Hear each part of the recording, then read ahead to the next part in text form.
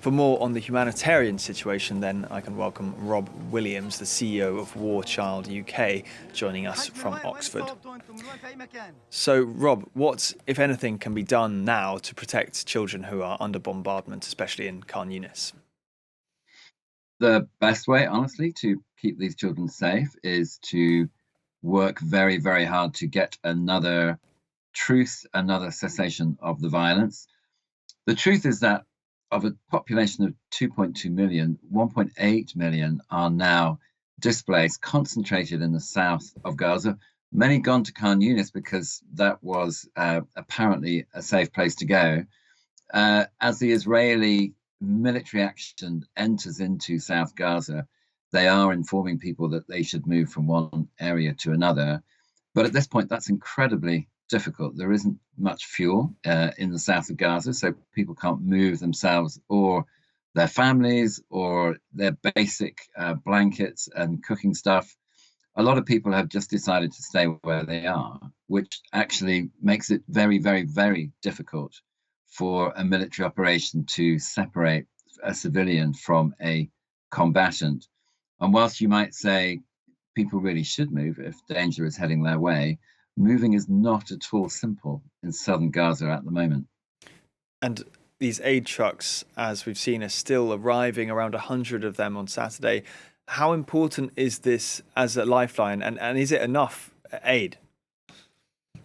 Well, it's crucial. Like Gaza would normally, before October the 7th and the Hamas attacks, which killed 1,200 people, um, Gaza would normally receive 500 trucks a day. So for a population of 2.2 million, most of what gets eaten in Gaza comes in from outside. Most water that gets drunk in Gaza is coming in from the outside.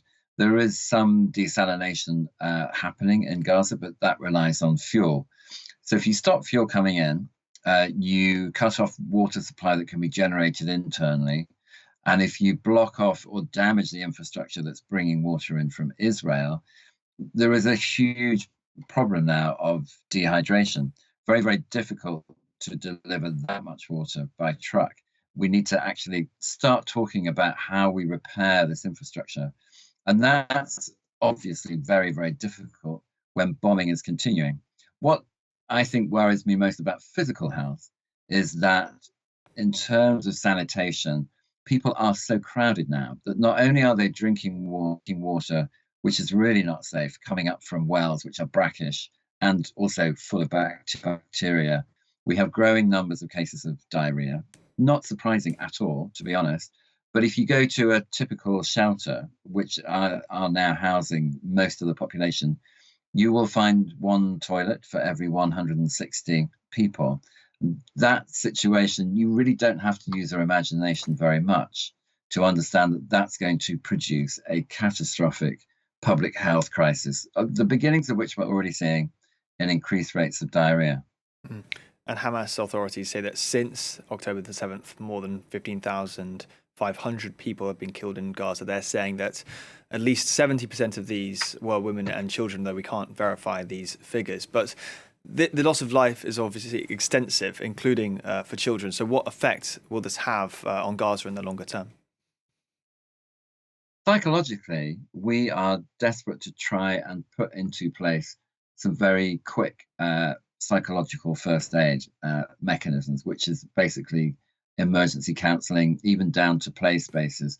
But if you think about the bigger picture, if you are a 6-year-old and you've been living in Gaza for the last 2 months, you've probably moved where you sleep about 5 or 6 times.